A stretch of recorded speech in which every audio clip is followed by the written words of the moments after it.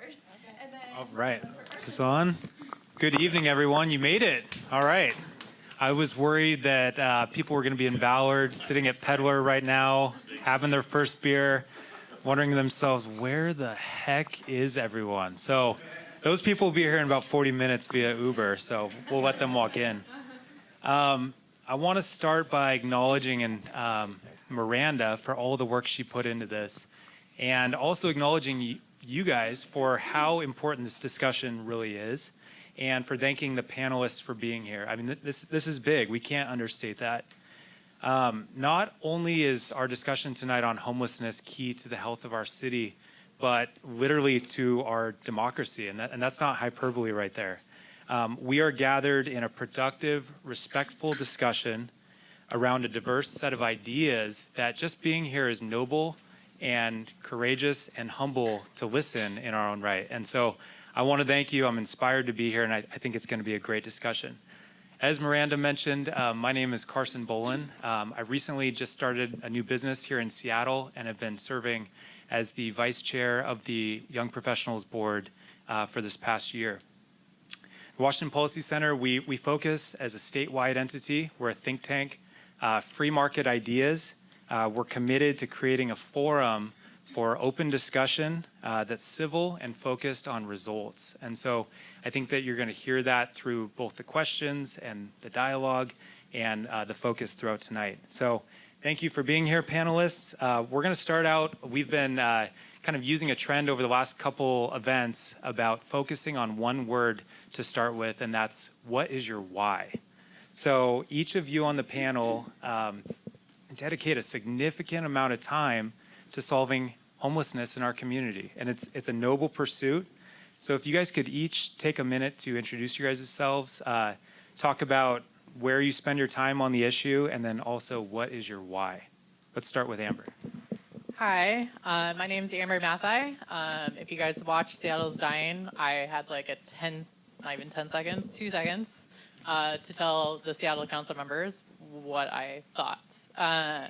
Anyway, a little bit of background of my why. I'll start with my why first. Growing up, my father was a heroin addict. I ran into him in the streets in high school. Ironically, I guess, on my way to my high school graduation, I saw him on the side of the road. He lived under 405 in Rankin with his girlfriend at the time. He's now in an adult home care facility, and he has alcohol and drug-induced schizophrenia and dementia. I don't know if you guys have had experience with that, but it means most of his mental faculties are no longer there and needs to be cared for 24/7. In addition to that, I've had a lot of experiences finding family members in the system. So not only my dad, but his brother and sister also have drug-related mental issues. So my uncle's now in a home care facility, but he was at Western State. I don't know how familiar you guys are with Western State, but they actually lost their federal funding, and they were paying $3 million per month back to the government for not being in compliance due to a lawsuit. So there are some systemic issues that got me involved initially. I work downtown. I catch the bus on 3rd and Pine, and so I see people that have a lot of mental health issues and a lot of substance abuse issues on my way to work. And so it's reached a tipping point where we need to start doing something because obviously, and some people can disagree with me, that's fine. Our leaders are not, their means to an end is not working. The problem is getting worse. And so that's why I'm here. What else was I supposed to say? Oh, that's great. Okay. All right. Great. Chris, you're up. Sure. All right. Good work. So yeah, I'm here. I think it started out with just a personal experience. I imagine that many of you have had similar experiences when you're taking your kid to school and you get chased into the middle of the intersection and you see kind of problems after problem after problem that deal with this nexus of homelessness, addiction, crime, mental illness. And I just felt like, as a citizen, some frustration and also tremendous amount of compassion for people who are obviously really suffering. And then outrage and frustration at a political system that seems to be unwilling to confront the problem directly, and I think has demonstrated a utopian vision of compassion, and then when it translates into reality over time, a record of failure. And I wanted to understand why. That set me off on a journey to do some research. And I think that one of the biggest problems, and this came up even before this event, as we organized it, is that we have, this is kind of my more abstract interest in it, is that we have a kind of intellectual and ideological monoculture that is strictly enforced. And I think that it's in everyone's best interest. I think arguments and ideas get stronger the more they're tested. We're at a startup incubator, right? What's the first thing you do in a startup incubator? You dump on the guy's idea until it gets stronger and it works. And I think in Seattle... Don't dump on my new business. So just... Yeah. Yeah. I mean, that's how it works. So, and I think that for some reason, we have some of the most brilliant business leaders that do this every day. But when we translate into politics, it's like we can't have a disagreement, an argument, or conflict, even though those are the exact elements that are required to make ideas stronger. So I personally would like to inject a little bit more of that. And even if you don't agree with my idea, that's fine. But I think that even, let's say, an opposing idea gets better and stronger the more it's tested. And I think that that's really my personal mission, is to try to investigate from an intellectual and political standpoint and philosophical standpoint some of the flaws in the current kind of ideological consensus, and try to break it apart until it becomes better, until it becomes functional, and until we can see actual, tangible, concrete results. Because I don't accept that what we're doing is compassionate in any way. I think it actually, you just see it over and over every day, the amount of people that are suffering, and we seem to be accepting it. But I know that there is the public that doesn't. And I want to also articulate a vision for a majority of the public that doesn't feel represented with the current ideas that are in play. All right. Thanks. Sara, would you like to grab? Sure. I'm Sara Rankin. I'm an associate professor of law at Seattle University School of Law, where I also direct the Homeless Rights Advocacy Project. And sadly, I've been doing one thing and one thing only for the last 10 years, and that's studying how our laws and policies can make homelessness better or worse. And so why am I here? I'm here for two reasons.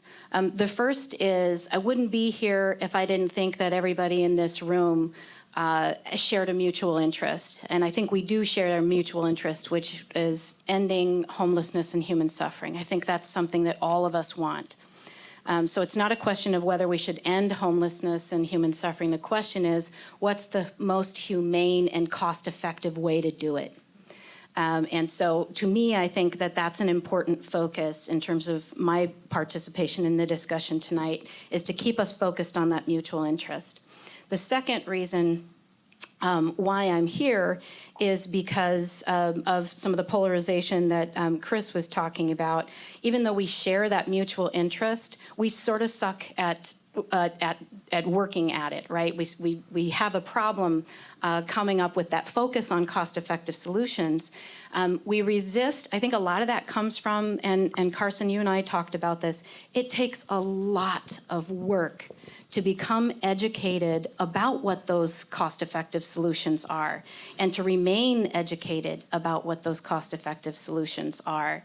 It's so much easier to just lean on the crutch of emotional responses or ideological responses. And so I'm here because I hope I can urge us all to resist the pull, that siren song of turning back to an emotional response, and instead to really stay focused on what is proven to work. Chad Mackay. I run a company called Fire and Vine Hospitality. We're a restaurant group in the Northwest, 13 operations, El Gaucho Aqua, whole series of stuff. We have about 700 employees. So this panel is not my day job. However, I was born here, raised in Renton, and care a lot about the city. And the reason I'm here is because last year, a couple of things happened. There was a real big political divide around a political tax, an issue that I was opposed to. And at the same time, I had my two boys were biking to school about 3 miles a day, come home with these fantastical stories. And at first I was like, oh, come on, that's not really happening. And then, oh yeah, I read about the Fremont Bridge burning, this whole thing. And I came home one day and my kids are playing homeless camp downstairs. And I'm like, okay, so I'm opposed to this thing and my kids are doing this. My parents taught me, like, if you're gonna bitch about something, you better be willing to do something. And at the same time, Sara came and talked to a group called Visit Seattle, which is the marketing promotion organization that promotes the convention center and visitors to this market. I've been on that board for 12, 13 years. And the reason I got involved is she actually gave me hope that we could do something about chronic homeless, that we could do something about the costliest part of homelessness. And that was the first time I had actually experienced hope where data mattered, evidence mattered, and that didn't have to be polarizing. It actually could be something where we could join together, collaborate, and look. And out of that came Third Door Coalition. So Great. She kind of got me into this. We've been a big UGM supporter for years, been out on the midnight runs.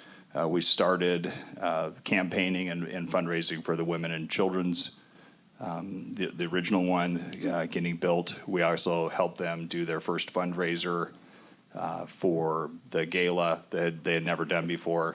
And in working with Sara and then the whole slew of people around the city, it was how do we engage, how do we collaborate, and how do we look at things? And how do we have a conversation that isn't an or conversation? You're either for or against, you're this or that. Let's have an and conversation. And at the end of the day, that's the conversation I want to have tonight. Great. Thank you, everyone, for that. Sara, let's jump to you. So You're back. You are back. I just want to say these chairs are height biased because I feel like a kid. I can't reach. Yeah, I just want to point out I'm feeling really insecure right now with my feet sort of like swinging back and forth. But thank you You could grab for letting me say one of that. these chairs and yeah, slide it would them be on. more height appropriate.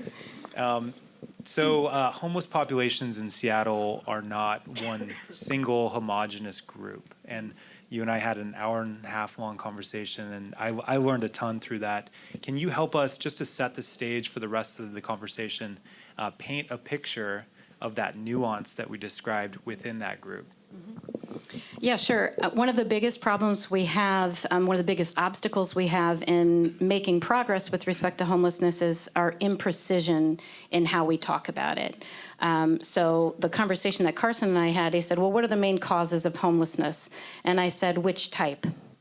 And so that's one of the big problems that we have is for most people, when you think of homelessness, you're actually not thinking of homelessness writ large, the larger homeless population. You're thinking of a specific subgroup within the overall homeless population that is a much smaller part of our overall homeless population. That is people who are chronically homeless, who are unsheltered and chronically homeless. The reason this matters is not only because the causes for chronic homelessness differ than, say, the causes for single-family homelessness, but people who are chronically homeless, literally by definition, have to be two things. First, they have to be homeless more frequently and for longer periods of time. Second, they have to suffer from a disabling condition that prevents them from working. And there's qualifying disabling conditions. Some of the ones that Amber mentioned would fall into that category. Severe untreated mental illness, a chronic health problem, substance abuse disorders fall into that category. So it's that the presence of that qualifying disability that helps to explain the persistence of their homelessness. And I think that's really key for us to understand, because when we lob out terms, sometimes you'll hear people say, well, maybe we should use rapid rehousing. Has anybody heard rapid rehousing or affordable housing? Those are all great things for some parts of homelessness, but it's never going to make a difference with respect. I shouldn't say never. It will make a not to you noticeable difference with respect to chronic unsheltered homelessness. So we know what the main drivers are for chronic unsheltered homelessness, and we know what the most cost-effective solutions are, but we don't tend to invest in them. We tend to sort of smatter around the investments in other areas. So that precision in terminology is important. Yeah, I think that distinction was new to me, and that was pretty revealing. Amber, pivoting from that, talking about the chronic homeless populations that you've interacted with in Licton Springs, and then also talking about some of the personal ties you have. Can you share some of the anecdotes that you'd shared with me, specifically maybe about Adrian Diaz as well? Yeah, so that's like a three-part question, but I'll keep it on track. That's fine. So I am a resident of Licton Springs. I think 2 years ago, the city put in the first of its kind low barrier encampment. So what that meant that the whole point of low barrier is to have people who are hard to put into shelters because they're either active users, they have partners, they have pets, for whatever reason. And so the city said, for these 2 years, we're going to place these people on Aurora. I don't know how much you guys know about Aurora, but it is a drug trafficking, sex trafficking avenue, especially near 85th and Aurora.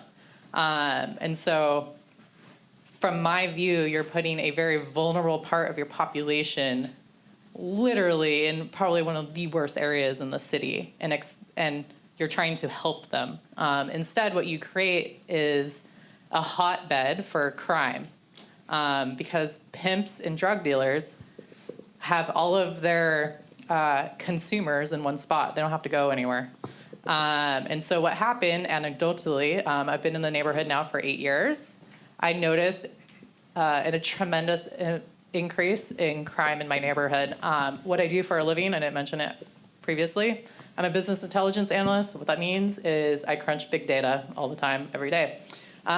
So I went to SPD's database and I was like, all right, let's see if what I'm experiencing anecdotally is backed up in the data.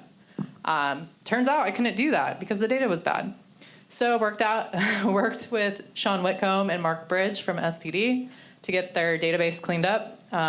In the interim, they ran numbers for me from the non-corrupt part of their database. And so it turned out that there's a 103% increase in crime year over year in a census-containing block. So that's a 2-block radius. Right, and so my neighbors and I, right, we're not just noticing this increase anecdotally. There is, you can't say it was causation, too many variables. And because I didn't have access to the data, I couldn't tell you how strong the correlation was, but that's fine. So it turns out that part of the requirement for the city to put this low barrier encampment in and to keep it at the 2-year max is the impact on crime in the community, right? Because we want to create a win-win situation. And I'd argue that if you're putting a very vulnerable population in a high crime area, like you're doing no one favors. Anyway, so there's that. And then what was the... So I'm actually... Keep me on track. Yeah, I'll have Chris jump in on this now. So you were able to be a person of action, pairing your professional work into a really an area of need in our city. Chris, can you talk about the political ramifications? So why was that camp placed there versus in Laurelhurst or do you want to talk about that? I could actually probably talk to that. All right, yeah. you guys can. So it turns out that Lehigh, the Low Income Housing Institute, owned the property on Aurora. And so they worked out an agreement with the city to run the financial operations, and then Share Wheel ran the everyday operations. I don't know if you want to add more to that, Chris. Yeah, sure. I think that's a really good point. I think one of the things that I really wanted to figure out first is, what are some of the big assumptions that we have that we aren't testing? And a couple things that jump to mind, and then I'll get to that exact question. But you'll hear from a lot of people that homelessness is a national crisis. Anyone heard that?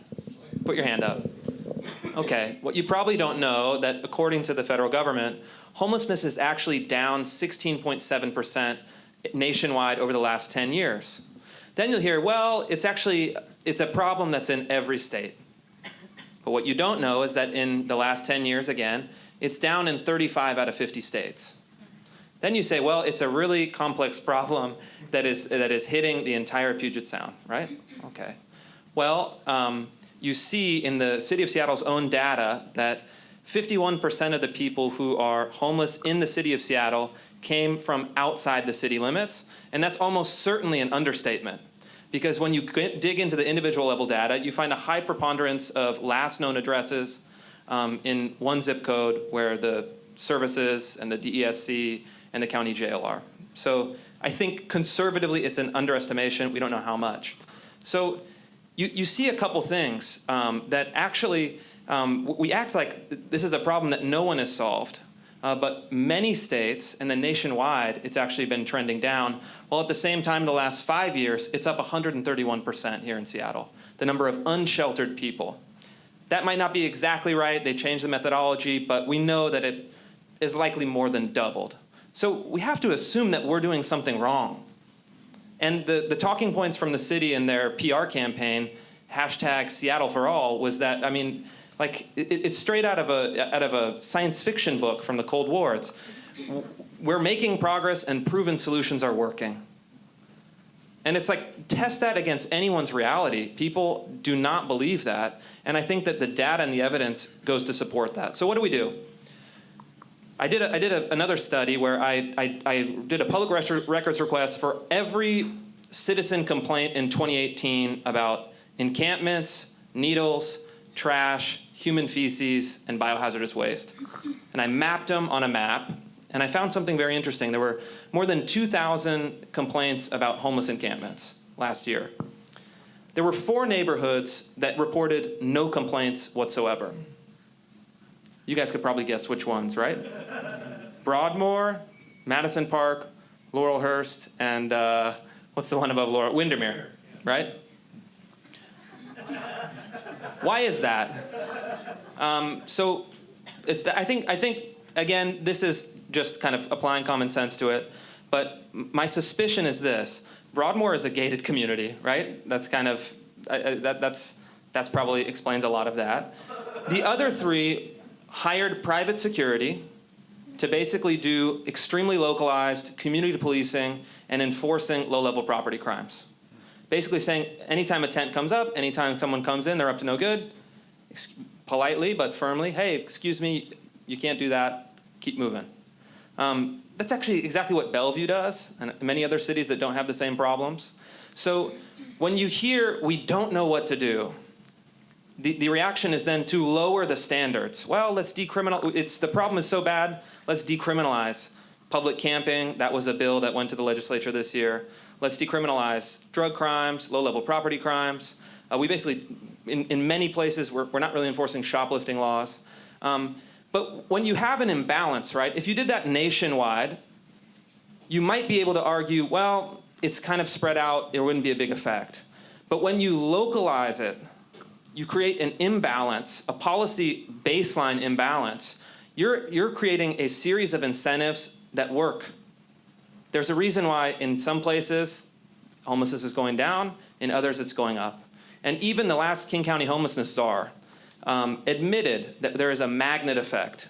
So in effect, like Union Gospel Mission, I love those folks. You can see how they transform lives, but until we fix the political problem, the policy problem, until we create a baseline that changes the incentives so that we're not doubling our homeless population just by essentially incentivizing people to come, I think until we fix that, it's like bucketing water out of a boat at the same time you're punching holes in the bottom. And I think that's really the fascinating question. And I think that the evidence, to me, supports that conclusion. And I think that if you talk to the people that deal with it on the law enforcement side, there is no one more frustrated in the city of Seattle than an SPD beat cop. These are guys that know exactly what's going on. I talk to them. I talk to the fire department. I've built a very close relationship with many of those folks, and they say, what we see on the ground and the ideological ideas coming out of our leadership's mouths are on two different planets. And I think that we need to try to bridge that gap and try to have those disagreements. Sometimes it is perhaps an either or, and make some harder choices, adjust the incentives, adjust the policy environment so that our incredible nonprofits, our incredible service providers, our incredible and generous citizens can actually start making a difference. And to go back to that, it's like you have to also see, where do they put low barrier encampments? Where do they put safe injection sites? Within the rhetoric of social and racial justice, this is incredible to me. They always put these places in the poorest communities, in the communities with the highest percentage of people of color, and in the communities with the highest percentage of people who do not speak English as their first language. So I think we need to measure compassion not by inputs, not by our good intentions, not by how much money we're spending, which according to the Business Journal is now $1 billion a year in King County. Probably a little less than that. They got a little excited on that one. And then not by how good we feel as voters or citizens, but by actually getting people off the streets into housing and having the chance for a better life. And I think, perversely, we're actually lowering the bar for people that have more potential. Yeah, thank you. So that's a good transition. Do you want to pick up right there on housing and talk about some of the housing options that we've discussed? I would like Chad to speak about the housing piece, but I do just want a second to respond to Chris's points. There's a lot that Chris said that I disagree with and that I would like to give you the evidence, but ultimately we're just going to be trading barbs back and forth about the evidence that exists.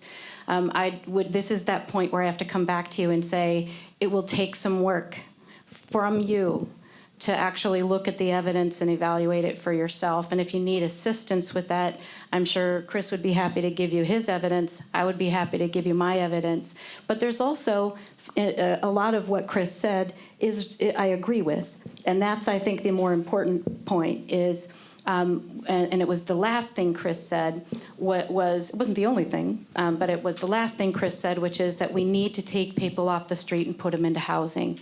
And I fully complete, full-throated, full-hearted agreement with Chris on that point, and we need to do a better job of it, and that's what Chad will talk about.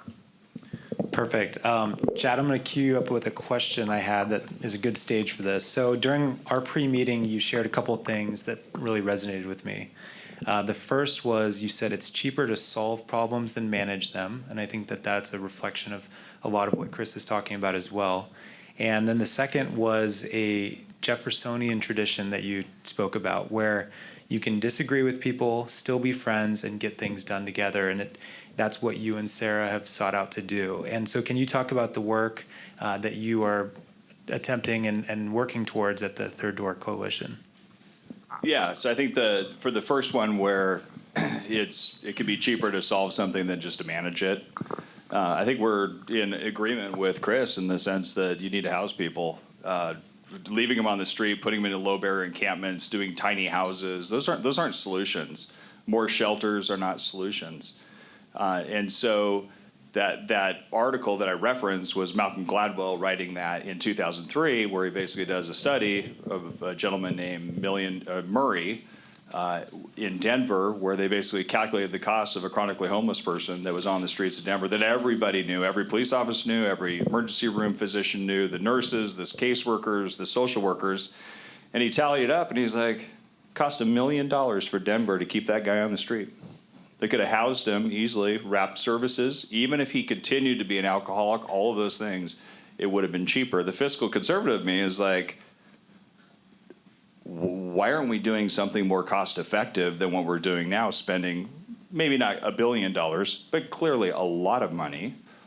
And so when we get to that, if you look at supportive housing, which is bringing people off the streets that are chronically homeless, wrapping them with services and giving them the opportunity to build a better life versus staying on the streets where they've been there for 10, 20 years.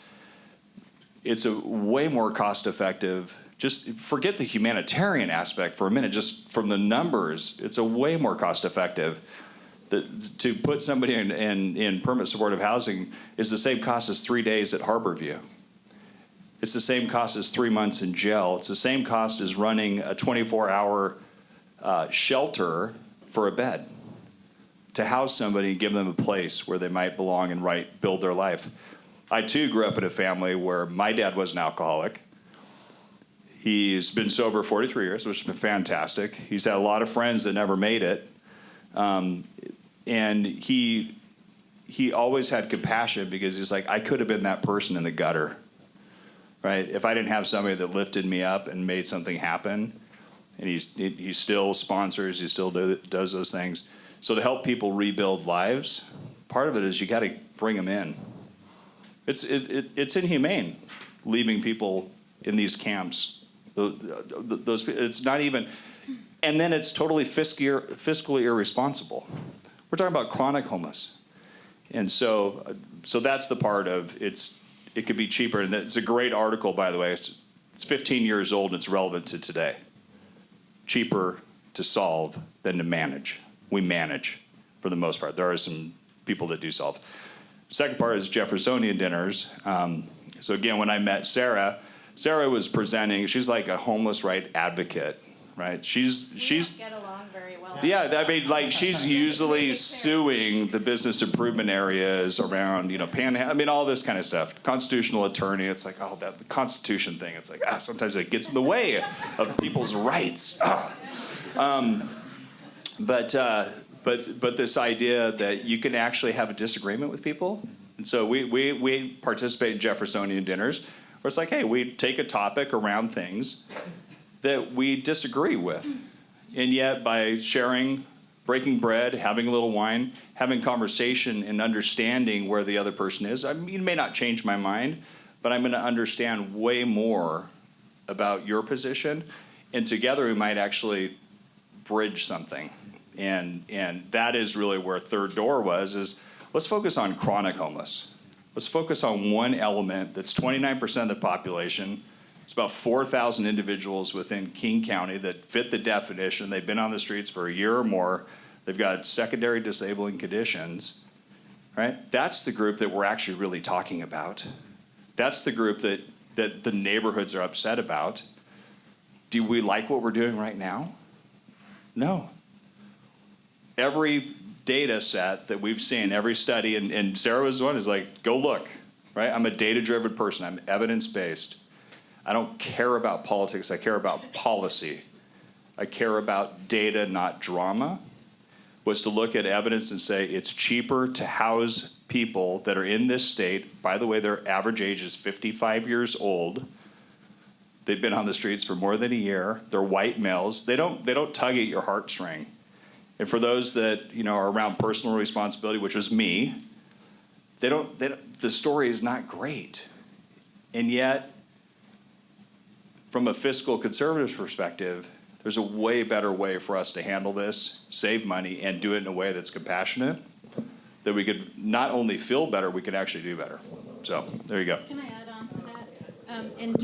In terms of the studies that Chad's referring to, so that you can do the hard work of looking at them yourselves, it's not just Chad saying this. There are decades of studies that prove that same thing over and over again, that it's more cost effective to provide supportive housing to people who are chronically homeless than it is to leave them right where they are. And you can find links to those studies, just some of them. I had 2 full-time MPA students and 1 part-time law student working for months to try and pull all these studies together, and they finally said, I can't get them all. Like, you're just going to have to deal with how many we collected at this point. There's so many studies that show that exact same thing that have been done by different, across the divide, private companies, think tanks on the conservative side, on the liberal side, nonpartisan.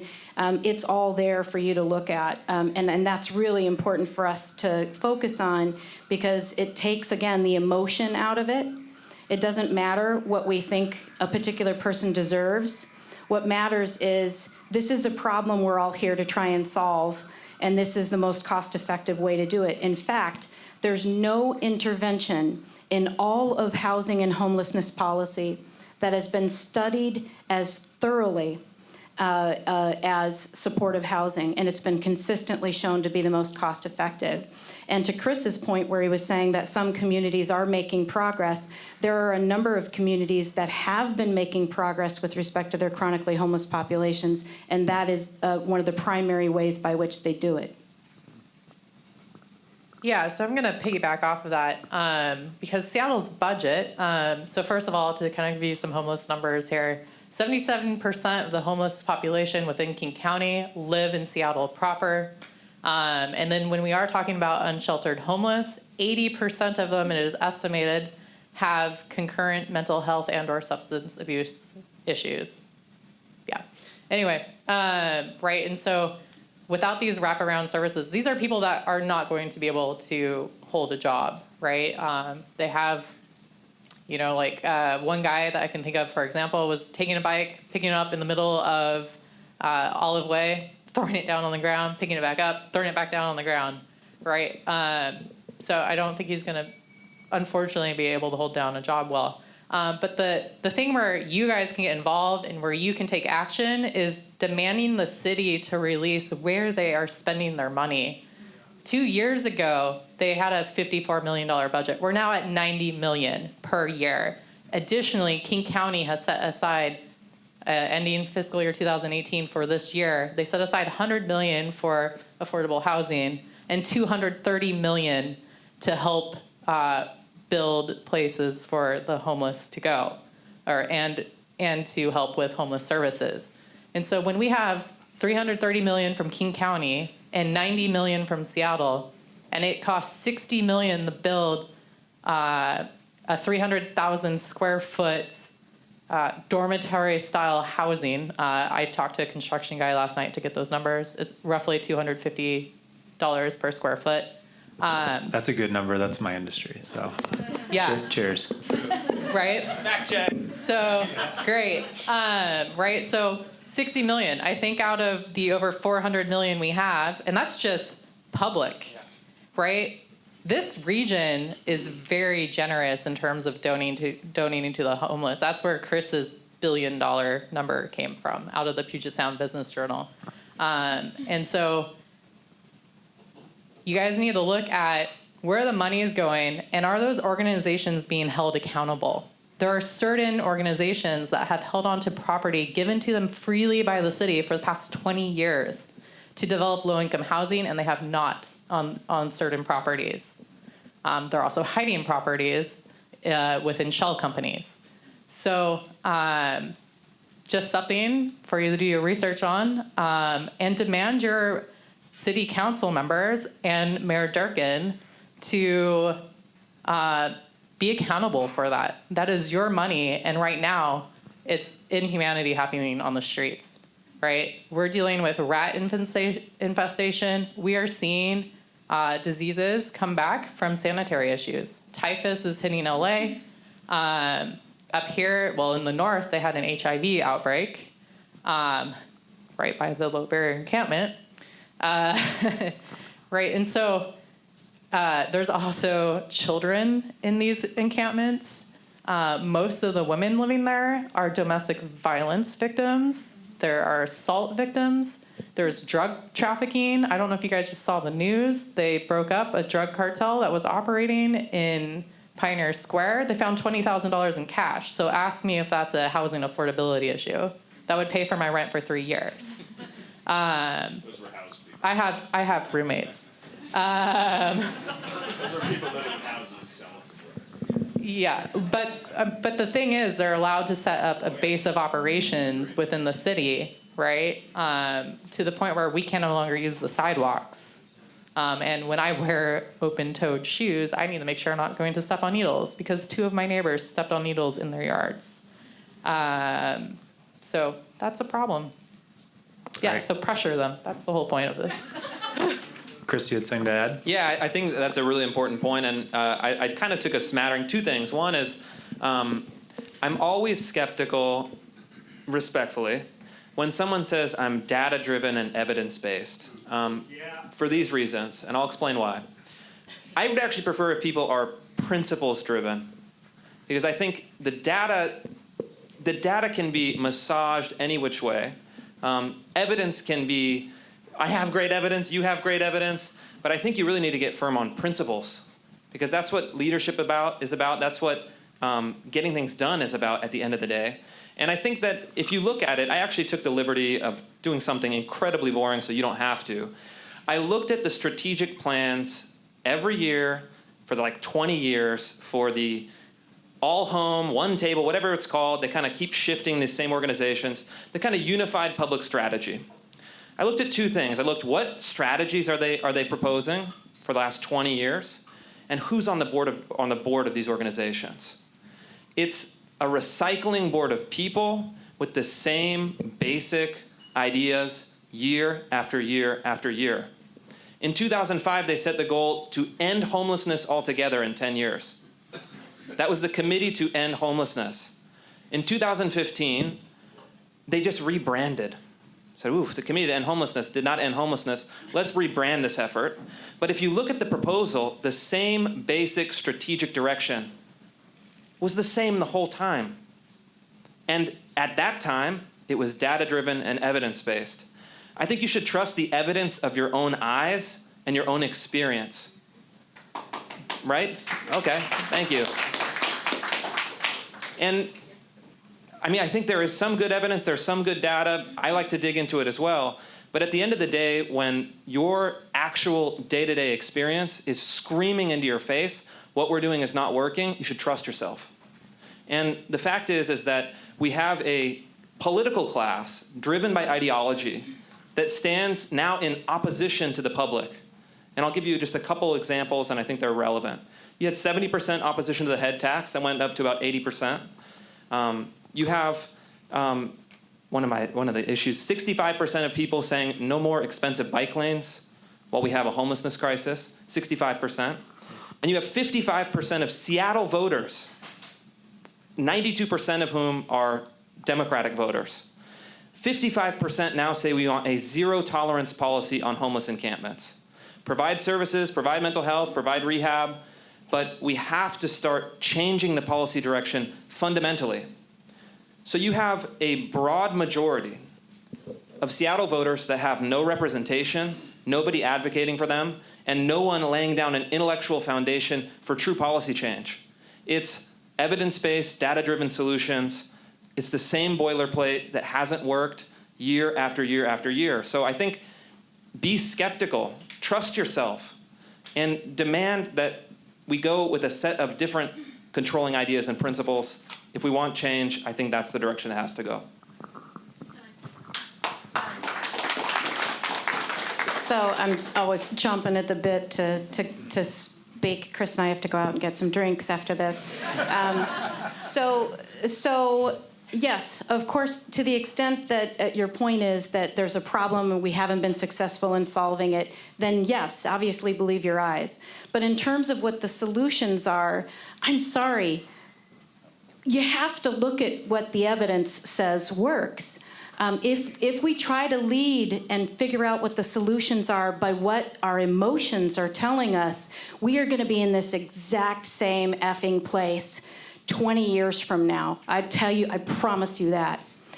So what we need to do, and some of the studies that I'm talking about, when you see the landslide of them, whatever the massaging is around the end, if you see a landslide of studies that are done by all these different groups who would have different incentives to massage the data different ways, and they all say the same thing, you gotta pay attention to that. So I agree. It's true that you can look with your own eyes and see that we've not solved chronic homelessness. One more thing, but we need to pay attention to the data that shows us the most cost-effective way to do it. One more thing I just wanted to point out is even in this discussion, we've gone back to imprecision already, because that budget that was talked about, whether you agree or disagree with the Puget Sound Business Journals, it's about homelessness, right? And so to follow on Amber's recommendation, What you really want to know, I'm guessing, is that you want to know exactly what the city is doing to address unsheltered homelessness and how that's been proven to be successful. Because what we're doing right now, moving people from place to place, the interventions that we've all been doing right now aren't working. They're definitely not working. And so that's why I think we have to demand evidence-based interventions and to make sure that that particular population is being, those interventions are being well-funded. Because I'll tell you that one point, however many $1 billion it is, that's not going to address chronic homelessness. It's not going to supportive housing. It's going to some important things. We have had actually some progress with respect to homeless families and children and veterans. Right? So we know that some of those interventions are actually working, but it confuses us, right? Because we see all these numbers and people are throwing terms around, and then you see with your own eyes that unsheltered homelessness, we're not making progress there. So just wanted to add those refinements. So I think a lot of people in the crowd are probably putting together this distinction from what we just heard, that there's a technical aspect and then there's the political implementation. And it seems like there's a gap between the two right now. Are people kind of picking up on that? And so does anyone, and this is for the entire panel, have a remediation for that? We've got a council race coming up. We've talked about that, but we seem to get similar faces and ideology. So this might be a good one for the business community who's been taking some leadership on this issue. So. Yeah, I think that was really, last year was, what next? Clearly we've got an issue. We had division. We have a city divided.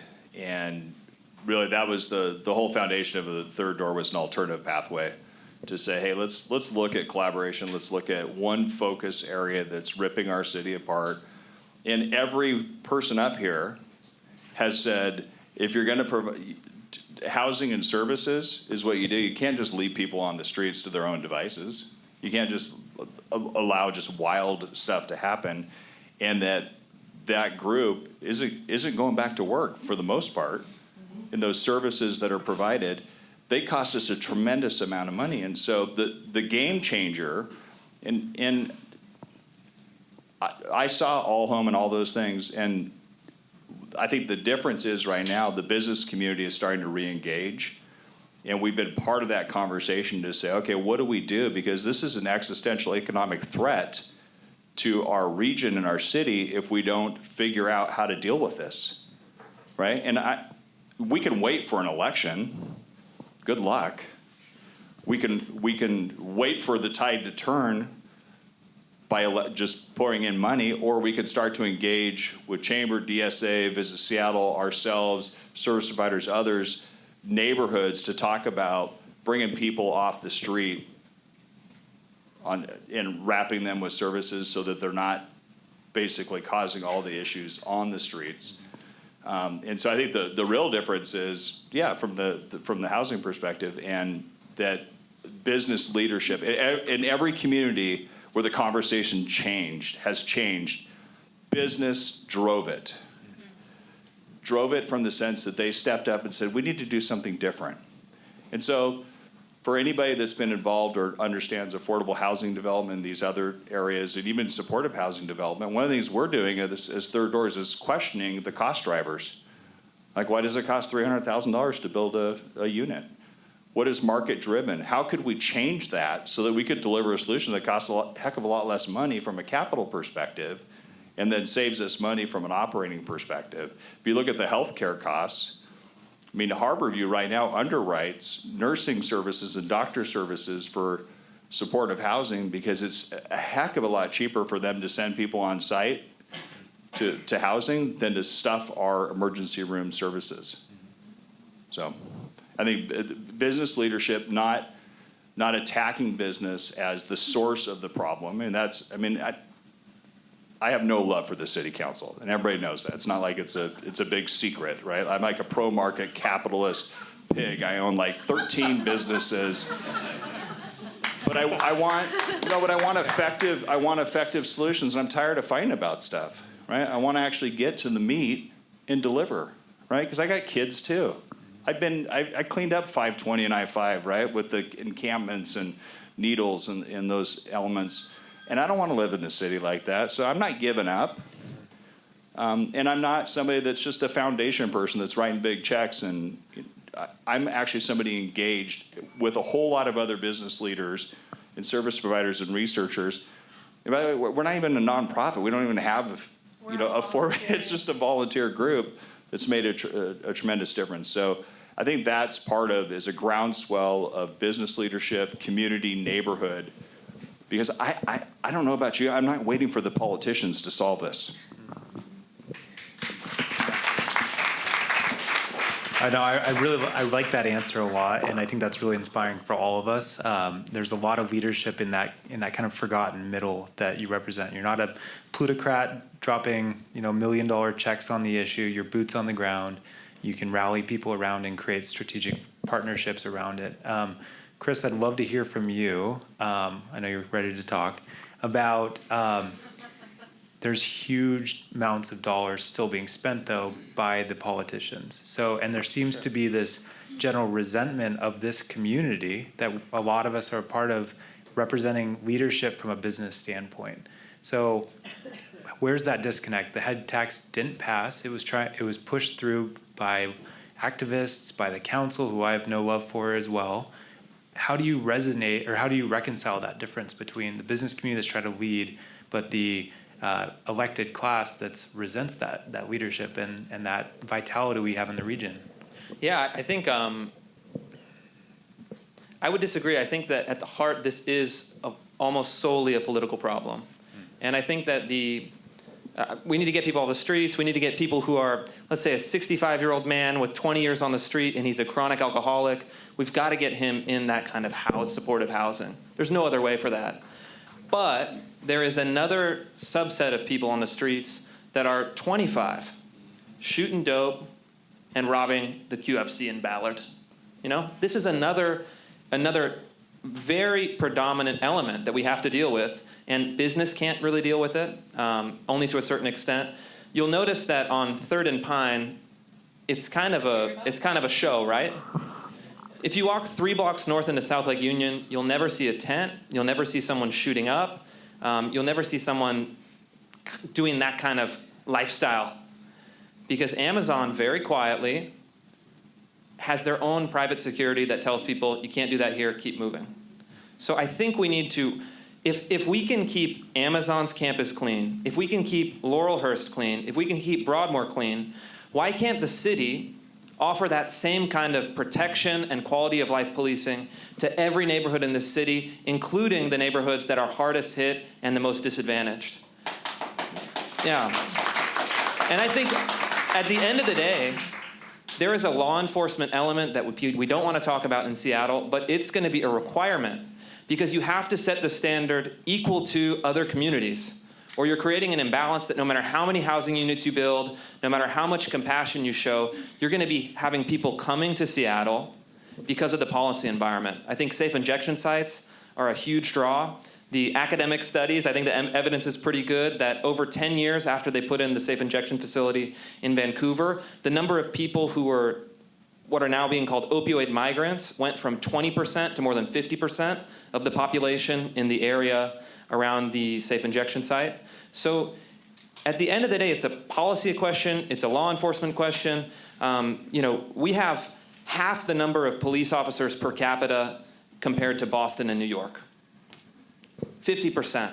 While at the same time, our crime rate is our property crime rate is 400% higher than New York.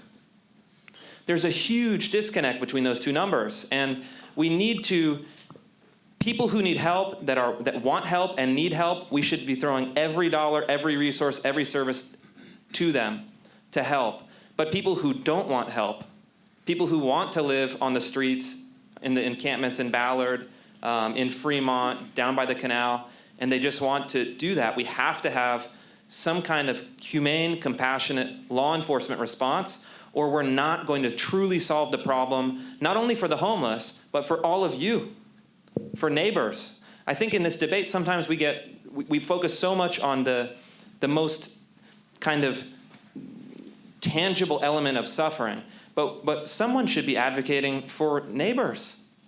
Because if you live in Ballard, if you live in Soto, if you live in these other places, it's getting harder and harder and harder. And I think that neighbors are crying out for some sort of law enforcement. It can't be that you call the cops and they come 6 hours later. That's not acceptable. It can't be, and I agree on the sweeps. We're sweeping people from here to there, to there, to there. It's like whack-a-mole, and it's not working, but we need to create an environment citywide where we don't tolerate, we can say, hey, we have services available. We have emergency-style shelter facilities that we can build rapidly. San Diego built 900 shelter beds in I think, less than 60 days, using no public money. It was all philanthropic and corporate money. But they had some political leadership that was willing to go to the mat and start enforcing the law. And I think that at the end of the day, we're not going to solve this problem with housing alone. Even with the full head tax, I crunched the numbers, it would have taken 50 years to provide enough housing for all 12,000 people homeless in King County. I don't think we have that long to wait. All right, so this is a question for the entire panel, and this is one that kind of speaks to the heart and the ideology in our city. So the Seattle is Dying documentary spoke to people in the neighborhoods based on what Chris was just saying, who are struggling to reconcile the fact that hundreds of millions of dollars are being spent, homeless people are still suffering, there's a lack of compassion in the streets, and property crime is still on the rise. So think of that as one side of the conversation. There was another side. Tim Harris, for instance, founder of Real Change, that really positively impacts people's lives in our city. He called that same documentary misery porn, or a hit piece on homelessness. And former Washington State legislator Jessalyn Farrow on Twitter called the documentary a piece of right-wing propaganda. That's a huge divide between how people view the same documentary that many of us saw. So let's start on this side, or whoever wants to take that one. How are people seeing that so differently, the same piece? Well, I have a microphone, so I'm going to answer. There you go. Yeah. Oh, yeah, I was in it. It's fine. It was from a Ballard town hall like a year prior, and I was like, oh, that's me. Great. That was me. So that was me acknowledging that. So Seattle leadership, you will not hear them say that there's an opioid epidemic unless they are trying to get money. And so, if I don't know who saw the Civic Cocktail last week with Pete Holmes. He is your city attorney for the city of Seattle. He said that it is not a drug problem that we're seeing with many people on the streets. Unfortunately, he signed 2 legal documents, Seattle versus Purdue and King County. He may not have signed the King County one versus Purdue. In there, the city of Seattle, including Pete Holmes, claimed that the large amount of problems that we're having, and he said both for the opioid epidemic and for property crimes and for garbage cleanup, is because of drugs. So I don't really actually know where he stands because he said 2 different things. One's on a legal document and one was at the Civic Cocktail. So, you can watch it. It's on YouTube. But the deal is we'll never be able to house enough people if people keep coming here. There is such a thing as opioid tourism. And so people migrate to where it's allowed. The Mexican cartels went on National Geographic and said, hey, we're in Seattle because we won't get in trouble. That's a problem. And so, yes, we have chronic homeless, but we also have a section of people that are enjoying the freedom of not being put in jail. I mean, I hate to say that, but that's true. There are different diversion programs. LEAD is one of them, where, like, I understand having mercy for people who are doing small crimes, but when you have an offender who has committed domestic violence, assaults, and he's on his 70th conviction, right? Why is he back on the street, right? Who is the next victim? And on top of that, when I talked to Adrian Diaz, he is one of the assistant chiefs of police. His biggest safety concern for the public right now is the rebar that supports I-5. It is in danger of being melted from people cooking meth in barrels, and they can't do anything about it. So that is a problem, and that's also why they sweep. So you may not agree with the sweeps, but if they were not to do that, rats, needles pile up, and they set up center of operations for drugs. So, right, so what do we do in the short term? I don't know. And then, sorry, I need to answer the question. Yeah, Seattle's dying is polarizing because you have your ideology, and when your ideology doesn't match what you see, you have a crisis of sorts, right? And so it's either you can believe your ideology or you can believe what you see on the streets. And I think it's a big problem when our leaders, they want to try experimental solutions, right? Safe injection sites, instead of putting money into drug rehab.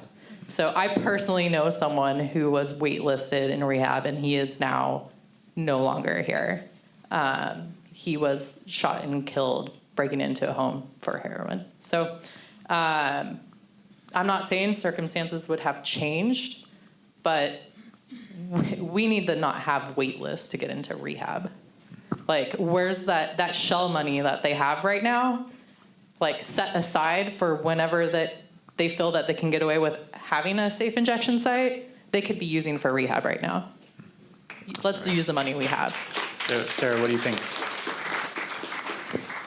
One of the risks we have in tackling a topic like this in, an hour and a half, is there's no fucking way that we're going to work all this out in this period of time. And all we've been able to do is scratch enough to sort of agitate and even possibly confuse. And so what even as I'm listening, I'm like, I could talk, I feel like I could reach out and make a connection to each of you to explain something that was said in a way that would make sense to you. But when we throw around a lot of stuff, and I didn't come here to impugn community organizers. I didn't come here to impugn politicians. I came here to invite you to continue to work on this with me. Chad and I are living proof. He reminds me all the time. He loves capitalism, and he's telling me all the things. And we don't have the same ideological. We work together constantly, and he's not the only one. So if you're feeling confused or agitated or angry or frustrated, I get it. All of us feel that way, regardless of where you are politically or ideologically. All of us feel that way. The only way we're going to work through this is if we can figure out a way to stop making this as polarizing as possible, to use Chad's adage, to stop complaining and start doing. If you're interested in engaging with me, with the Third Door, to go tour a supportive housing unit. Use your own eyes. See why these approaches are the most effective way to address chronic homelessness. I want to invite all of you not to have this be the beginning and end of the time and effort that you commit to this really crucial issue. It really just needs to be an invitation to continue to really do some hard work, and I'm ready to do it with you.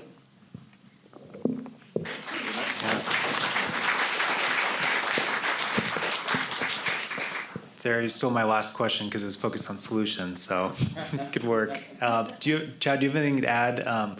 Maybe talk about, for the audience, supportive housing, like, what is it exactly? Like, paint the picture when someone walks in the door for us. Yeah, so the idea behind supportive housing is that, for drug rehab and all these things that we do have some services that are limited, a lot of times they go through those things, and then when it's all over, they get popped back out on the street.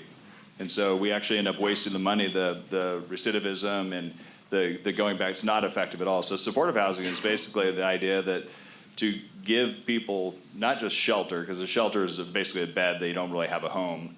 that a home is a place that could just be a studio apartment. It's a place that you start to build, rebuild and have safety. So if you look at Maslow's hierarchy of needs, right? We just go back to like business school and some of our psychological texts. Everybody had to learn it, no matter what. Yeah. So it's all the that base level, which is the physiological needs. Until those are taken care of, you can't go to the next level. So we're asking people, and I've been out on UGM where you're trying to get people to come in. They're in such bad shape. You're asking them to make higher level decisions and self-actualization in those pieces. Supportive housing brings them in and then wraps them with services, right? Allows them the option to do those things. And once they're in, it's like a 94% retention rate. They stay in housing. So instead of going back into a camp after rehab or any of these other things, they're actually housed, right? And so, yeah, and they stay there. So a 94% retention rate on those things. So it costs anywhere between $18,000 to $20,000 to house them. Again, 3 days in Harborview. That's what it costs in Harborview for 3 days. 3 months in jail, low level, $18,000. Wow. 1 year in a home, $18,000, $20,000. Yeah, So. I mean, that's the equation right there. So I want to save some time for questions. I know there's some out there. We have either a floating mic, or if you're loud, then feel free. Let's go right here for the first one. Yeah, just a general question, a principal question, and an evidence-based question. Principal question is, how do you tell someone who doesn't want to go into a house to go into a house? Mental health, schizophrenia, personality disorders. I'm guessing the other side is saying you can't force people to do what they don't want to do. And when there's mental health illness, it's hard to force people to do something that they don't want to do. And personal autonomy in a lot of different parts of our society takes precedence over policy or public policy, whether it's immunizations, whether it's housing. So that's the first question. The second question is, you mentioned San Diego. What other practical solutions do cities have that we're trying to model towards? I've seen a lot of news about San Francisco, and I think we're steering away from that example. But what are some practical examples of what we're moving towards from other cities? Thanks. So on that was an awesome question. I'm a professor, I'm used to yelling. That was an awesome question, really good question. First thing I would say is that most people, even if they'll turn down services, offers of service or treatment or shelter, will accept offers of housing. They will accept offers of housing. In fact, we just checked in today with a service provider for supportive housing. He said their wait list is like a mile long. Why is there a mile long wait list for people who these are people who qualify for supportive housing? A mile long wait list, and there's not enough places to send them. So that's one thing. I also think, though, that you uncovered a nugget that Chris palpated earlier. I'm using all these medical terms. I think we do have to have a conversation about what happens with people who would otherwise qualify for supportive housing and don't accept it. But I will tell you, we literally just had this conversation with a bunch of service providers today who said that is a very small, very, very small number, and there's actually a much larger number of people who would take it if it were available. It's not available. I'll jump in on that for just 1 second, and we'll let Chris pop in. So with UGM, there's a gentleman named Red there, and I had lunch with Red with a number of other business leaders, and Red was really fascinated by what Third Door was doing and talked about supportive housing, and he's like, Chad, he's a survivor. He's 20 years on the street, shotguns, heroin dealer. I mean, like he's everything you'd never want anybody to be. He's recovered. He's rebuilding his life. And he's like, Chad, everybody I know would take housing. What they don't want is the shelter. Some of these places are not places people want to be. But every one of them, maybe 98%, would actually, we're not offering housing. We're offering things with a bunch of strings right now. And supportive housing, by the way, those are leased units. Supportive housing is not free. Their leased units, the people who go into supportive housing pay 30% of their income. Now, their income is usually in the form of disability or Social Security, but they have skin in the game. These are leased units, and so they don't just get to waltz in and do whatever the hell they want. They are tenants. Yeah, and I think I'll add from my research and talking to the panel also that shelters are not a sustainable option for this community. It's managing the issue, but it's not solving it. There's barriers for a lot of people in that pets, possessions, not being able to be with your partner. Those are all issues that. I have to split from my 15-year-old son. Yeah, from children, exactly. So those are all headwinds for people getting into the housing as well. So right in the back. Yeah, you mentioned that we have permanent supportive housing right now, and we also are seeing a chronic homeless population. How much housing do we have, and how much do we need? That's the part I'm confused on. You want to answer that question? We actually know the answer to that question because we spent 9 months studying it. Yeah, so I think there's approximately, in King County, there's about 4,100 of existing units. And if you look at the population of chronic homeless, about 29% in King County, there's about a delta of about 4,000.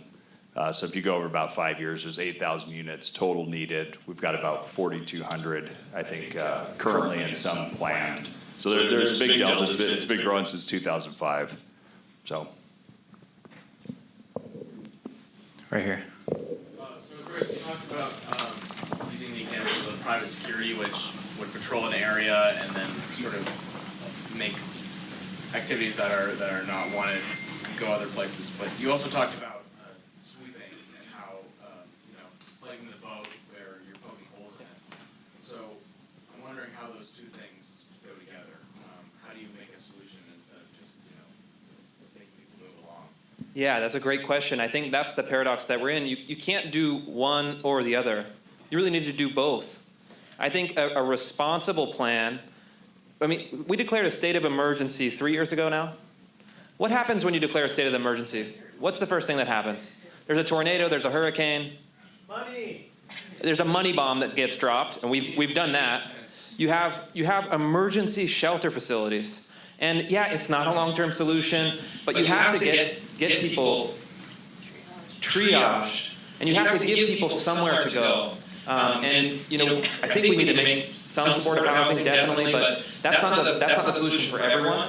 And I think what we've done now is we're doing the sweeps, which maybe have some benefits. I think that's good. I mean, certainly near the elementary school where one of my oldest kids goes, there was a 45-tent homeless encampment that was 100 yards away.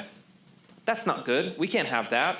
It grew for almost a year before it was swept. So that's good in a sense, but where are you sweeping people to?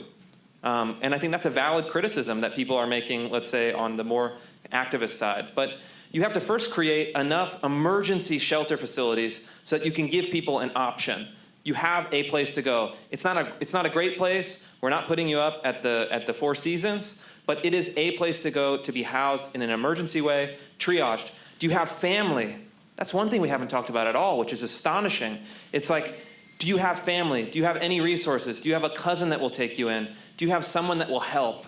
Can we get you a bus ticket to wherever you are from? Is there an opportunity for you there? Do you need immediate medical attention? Do you need to get a psychiatric evaluation? And then maybe start thinking statewide about conservatorships.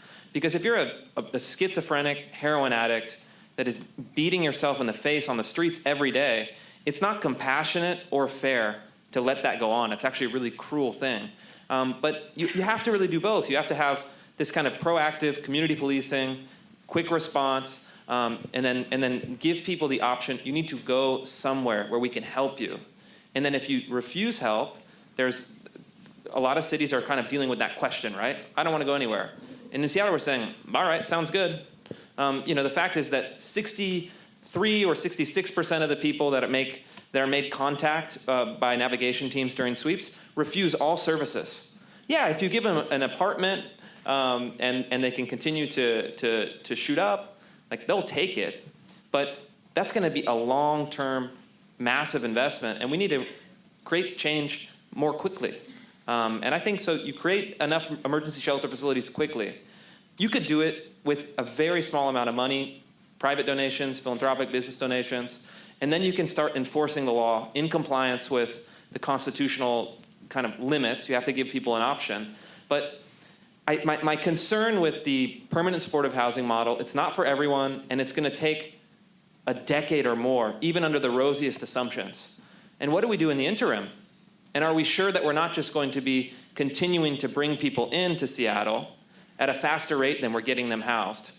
And then Seattle is bearing the burden for King County, for Washington State, for other parts of the country. And I don't think that's fair to anyone here. So, good question. Sorry, I'm going to add one more thing. The navigation team cannot sweep unless they can offer each person that they're sweeping a place to stay. That's not true. That's not true. That's what they're doing now. I know there's an MDAR, and this was just reported that's part of the mayor's plan is to step it up. It used to be the rule, but it's not true that they have to do that.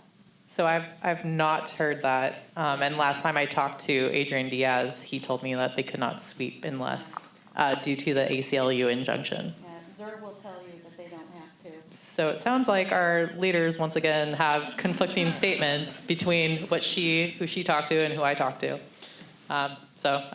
Worth to investigate.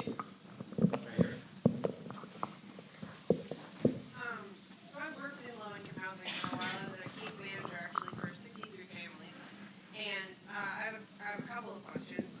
One of which is just to touch on what you've already said, that it is such a complicated issue because there are so many different kinds of people that are homeless.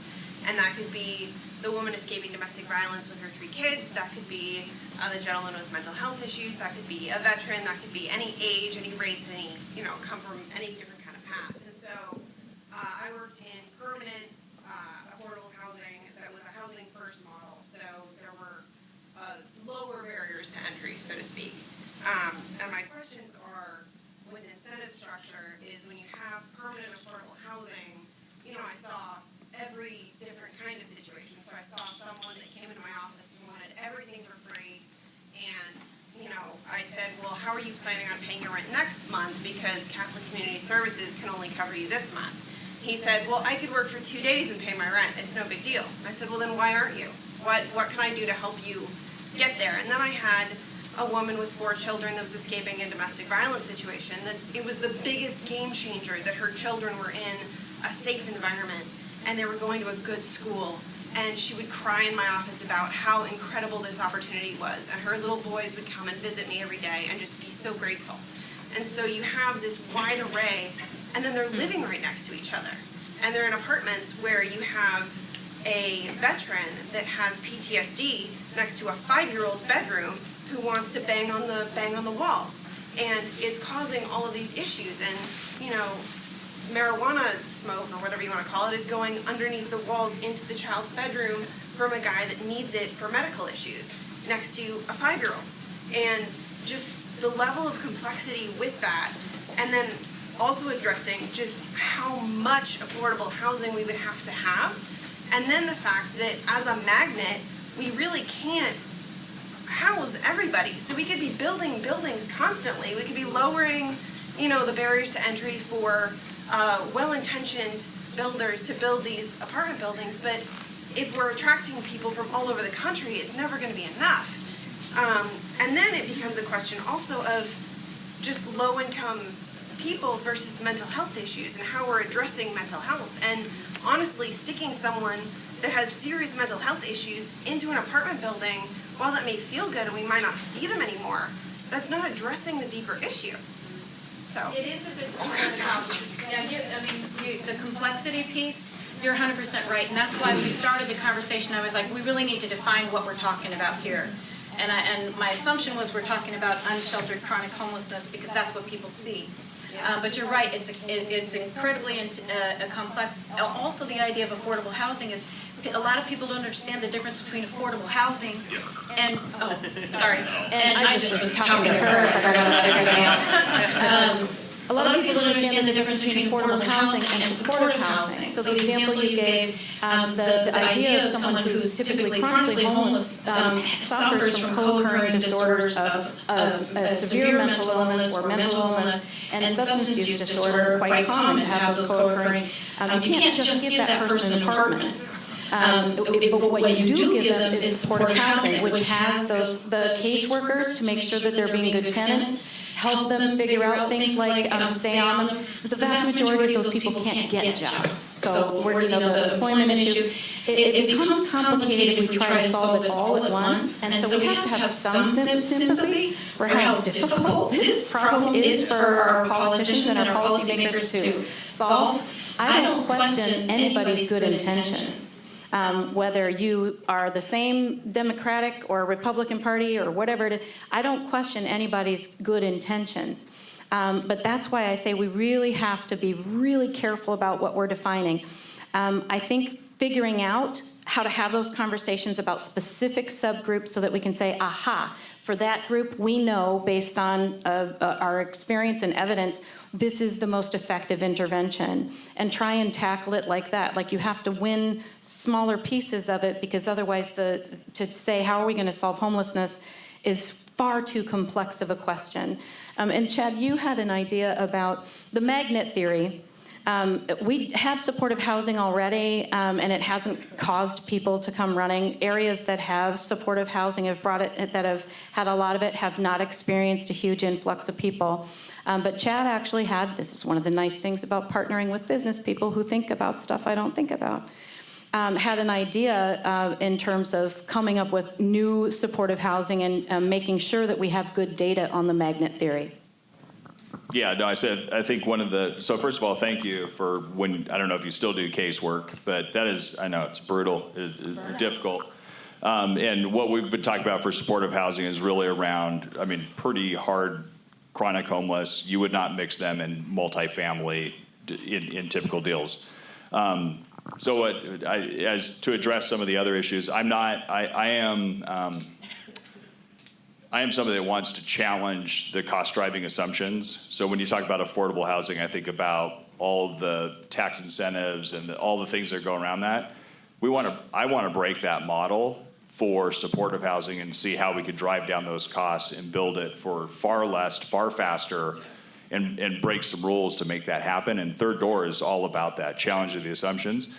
Part of having a public-private partnership is let's set up some data gathering and evidence gathering. So partnering with maybe organizations like Tableau that have done a great job of data visualization and transparency around the country for other efforts to find out, do we have a problem that people are coming? Right now, I don't think a lot of people trust some of the sources of those. So let's build that as a business community. Let's demand as business and voters that let's make sure that that data is accountable and that we have transparency of how that's collected and done. And then we can make good decisions if that's actually the case, right? And so we're not out with our full plan yet, but I think you're going to see what I think the incredible part is this region has such great innovation, and that's something that we want to bring to this as well. Yes, 10 years ago they declared they're going to end all homelessness. Well, that isn't really going to happen, right? There are certain circumstances that people are going to fall into. The question is, how do we impact it so that we have the least amount of chronically homeless on the streets, and that we make other homelessness brief and non-recurring? So I don't know if that answers a little bit, but yeah, we would not talk about putting somebody that's been on the street 20 years, schizophrenic, in with family units. That's just, that is not what the supportive housing model does. Great. We have time for one more question. Did you have a question, sir? Yes. All right. I'll give you the mic. Thanks. I don't know if it's a question or more of a statement, but for the last few years, Seattle has been all carrot and no stick. We are depolicing our city. Our SPD staffing levels are where they were in the 1970s. We had a story, just one of thousands, but last summer, just down the street there at the Target, this homeless gentleman went in there after robbing Columbia, got a big duffel bag. He ran into the Target. He rampaged through that store for 15 minutes in the middle of the day, breaking open cases, stealing iPhones and iPads, like thousands of dollars. He was taking the cases and throwing them down the escalator at people. No cops came. Everyone was calling 911. No one came. And so these people know they can come here and get away with what they want and live like that. We have to turn the spigot off. And so, I hear a lot of talk about affordable housing and housing first and whatnot. You have to look at both sides. We can't just say, oh, we're criminalizing homelessness if we actually enforce our law. We have to have civility. This is no way to run a city, all right? And let's first thing we should do when we hopefully get a brand new and much different city council is we should do an audit of every department in the city and figure out where we're wasting money. Start with figuring out maybe, building this affordable housing in the middle of downtown and some of the most desirable neighborhoods is not the most effective use of that money. Is there cheaper real estate we could do that and still help these people? So I guess that's my question. Thanks. Where was the question? I think that's actually a good entree. Do you want to talk about there's that nuance again within the populations? And I'll pop in for a moment because one of the other disclosures is I'm on the Visit Seattle board. I've been for over a decade. I actually co-chair the Street Civility Task Force. We work with DSA and others, and we've underwritten the Prolific Offenders Report. And we are working on how do you deal with the criminal element, both violent criminals and what is happening with those. So we have actually I have worked on both sides, which is how do we deal with chronic homeless, getting them off the streets, and then how do we deal with the criminal element in the downtown, right? So it's an and deal, right? Because just being homeless doesn't mean you're a criminal, right? And there are some low-level property crimes and low-level pieces, but I'm not here to defend violent criminals. You need to pay for what you've done.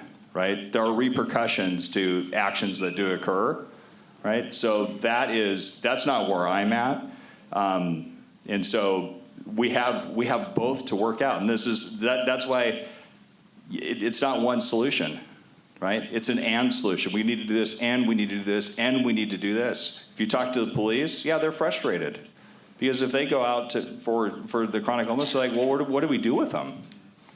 Well, we can arrest them and throw them in jail. Okay, well, that costs you a lot of money, right? Versus the criminal element. And I think people are right to ask, why aren't some of these people being arrested that are violent criminals? Or some other method if they're in such a state that they're actually, maybe there's, I forget what it's called, but involuntary commitment, right? Some other things where they're in such bad shape that they're a danger to themselves. So.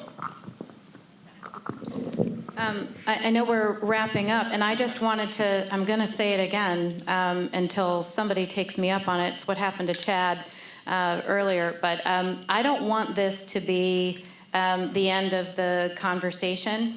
I think, as far as I'm concerned, if you are open to thinking about things differently, I know I've learned a lot from Chad. That means that I have to be open to thinking about things differently. If you're committed to focusing on mutual interest, if you want to see solutions and stop complaining, I'm your girl. I want to work with you. I will put in the time and energy to work with you. If you're not in that camp, then there's plenty of places you can go to complain, and you're going to be part of the problem. So I hope that a lot of you will decide to get activated by this and to move towards solutions. And I would appreciate that. yeah, great. Yeah, so, Well, Chris wants the mic. Amber.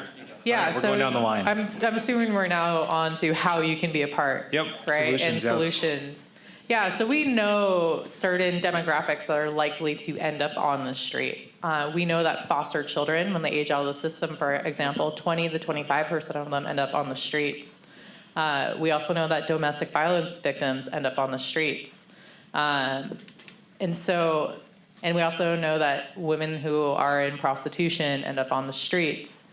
And so there are a plethora of organizations that you can get involved in, right? So I mean, I can sit up here all day and name them all, right? So like the ones that I'm specifically involved in would be REST, Rescue Freedom, UGM's Hope Place. Mary's Place does great work with families in particular. So there are a lot of organizations, like we're not up here trying to doom and gloom you, but there are a lot of private organizations that are doing a lot of work. And then also look at a lot of Title I schools, the youth. If you can engage with them, like when they're in middle school, it shows that throughout the years, they're less likely to end up in trouble or on the streets.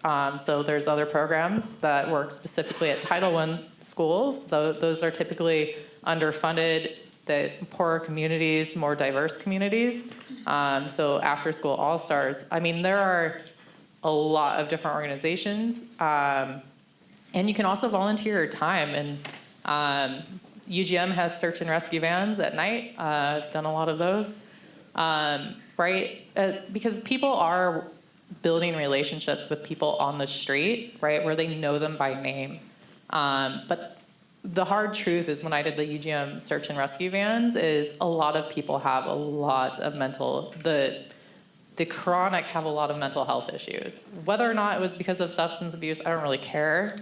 But, you know, they tend to be a little bit more service resistant. And so it's really just kind of taking time out of your day and taking action. You can either donate your money or your time, or help in the foster care system, because Washington State is not doing very well there. All right, great. Well, I'd like to close my comments. I'd like to launch into a defense of Seattle is dying, a defense of polarization, and a defense of emotion. It's probably the only room that I could get away with that in Seattle tonight. But the reason I think Seattle is dying was a huge community service. Not because it's the best documentary ever made, or it's completely accurate, or balanced, or whatever the other criticisms were, but I think what it did is it cut through some deeply problematic taboos that we have in Seattle. It opened up a real conversation for the first time in many years. And I think there's a great social critic named Christopher Lasch, and he wrote in the 90s, I think it's totally true now in this case, that democracy is not about information. Democracy is founded on debate. And debate means polarization. It means your idea versus my idea. Let's put them head to head and may the best idea win. Not polarization between people. I think you define polarization differently. Okay. We can debate. And Sure. not be polarized. If we're polarized, we're not listening to each other. Sure. Yeah.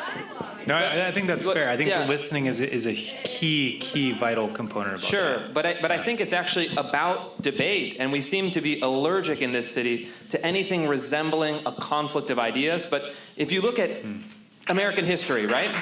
Let's just look at American history. Any positive social change first comes from emotion, and then comes from debate, and then comes from trying to create change because you're passionate about it. And I don't think we should back away from that. I don't think emotion is always bad. I think that it can inform a lot of action. And I think that debate is critical. That's the one thing that we don't have. We seem to come up with a consensus that fails year after year after year, and then we say, well, if we're nicer to each other next year, it's really going to start working. And I don't accept that. I actually think that we can have civil debate among people that we have mutual respect, but we can actually go at it with new ideas. Because the ideas that we have right now haven't worked in the past, they're not working now, and they're not going to work in the future. And I think that we need to look at Seattle is dying as a moment where go at it. You can attack it. You can criticize it. You know, when I talked to the folks, I mean, there was a whole media campaign to attack and undermine this documentary. But if you look at it, the reason why it has 2-3 million views on YouTube, it was talked about all over the nation because it struck at the heart of a truth that people feel and understand in their experience, but we're too scared to talk about. And the reporter, Eric Johnson, is not a Republican. He's just a citizen that was fed up, who wanted to make a difference, who wanted to speak the truth. He paid a personal cost for that. And I think that we need to look at it and say, what is driving such huge reaction? Because I did a little experiment. His thing went crazy on social media, on YouTube, everywhere, and all of the attacks against him, 2 shares, 3 shares, hundreds of articles that had no emotion. And I think it speaks to the people in the city that feel like nobody is listening to them. They're gonna get attacked if they speak out. They're gonna cancel your event at Peddler Brewing because a bunch of idiots on Twitter are attacking people. And this is the problem in our city. We can go through the technical analysis all day, but until we have new ideas and a new spirit of civic debate, it's not gonna go anywhere. We're gonna be building housing, and it's not gonna go anywhere. It's not gonna truly make a difference. So I think that, polarization is okay as long as it's in the spirit of civic debate, as long as it's in the spirit of dialogue, as long as it's done with mutual respect, and as long as it's about the substance. And I think that we have room in this town for a little bit more of that. All right, so that is our debate. Let's give all the panelists a really warm round of applause. Discussion.